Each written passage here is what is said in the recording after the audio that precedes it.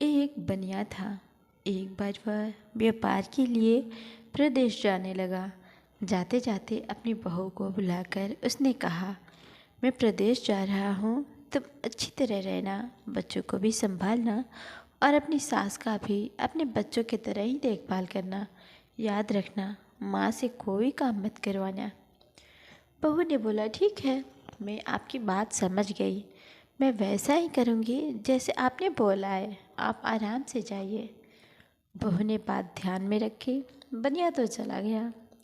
बहू ने दूसरे ही दिन माँ जी से कह दिया, माँ जी, आपके बेटे मुझसे कह गए हैं कि माँ को अपने बच्चों की तरह संभालना और उनको कोई काम मत करने देना। अब आप घर का कोई काम मत कीजिए, आप तो इन बच्चों के साथ खेलिए, खाइए और मौज मस्ती करिए।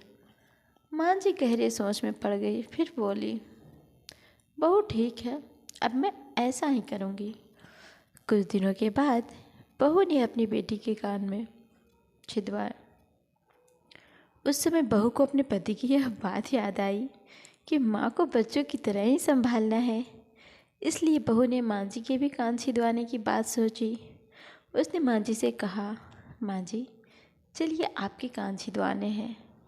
सुनकर माँ जी घबरा उठी।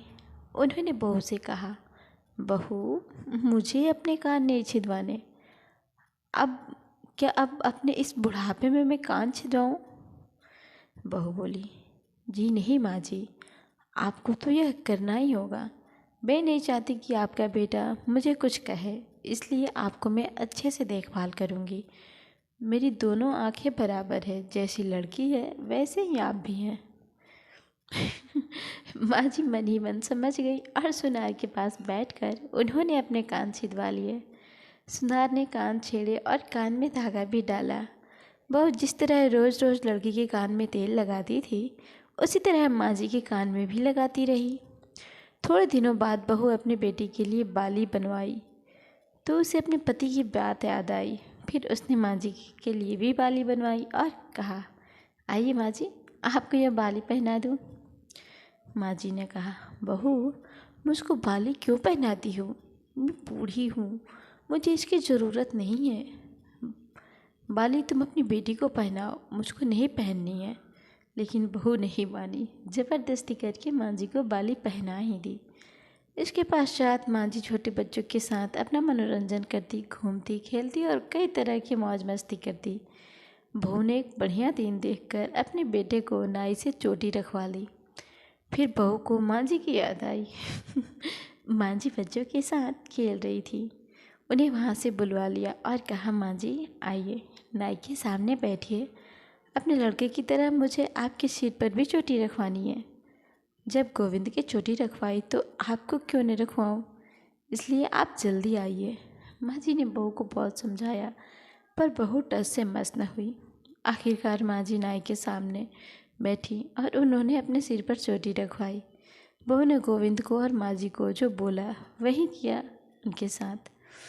बाद में बहू रोज़ माँ जी की चोटी में तेल डालती, चोटी गूंथती और सर पर ओढ़नी डालकर माँ जी को बच्चों के साथ खेलने के लिए भेजती।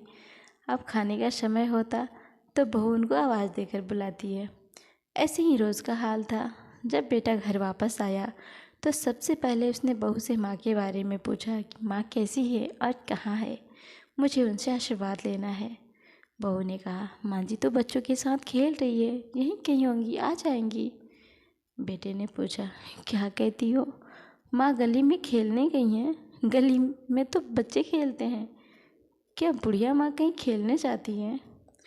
बहू ने कहा, मैं तो माँ को खेलने भेजती हूँ, आपने कहा नहीं था कि बच्चों की तरह माँ का ख्याल रखना। मैंने तो लड़की की तरह माँ को ही भी कान बिंधवाए और कानों में बालियाँ पहनाई हैं। जब लड़के की चोटी रखवाई तो मैंने माँ की चोटी रखवा ली। अब मैं सबको खेलने भेजती हूँ तो माँ का क्यों न भेजूँ? मुझको सबके साथ एक सा व्यवहार करना चाहिए। पति समझ गया कि उसकी मूर्ख स्त्री की अकल का दिवाला निकल गया है। बाद में पति के कहने पर बहू ने माँ को पुकारा। माँ जी गली में खेलती खेलती आई और अपने बेटे को देखकर उसकी आंखों से आंसू छलछला आया। माँ के हालात देखकर बेटा भी दुखी हो उठा। बहू की मूर्खता के लिए बेटे ने माँ से माफ़ी मांगी और बहू को बड़ी उल्टी सीधी सुनाई। तो दोस्तों, क्या आपको ये हमारी कहानी पसंद आई? अगर पसंद आई हो तो वीडियो को लाइक कर दीजिएगा और चैनल पे नए हैं तो सब्सक्राइब कर दीजिएगा। मिलते हैं आपसे दूसरी स्टोरी में। तब तक के लिए बाय बाय। अपना ख्याल रखिए।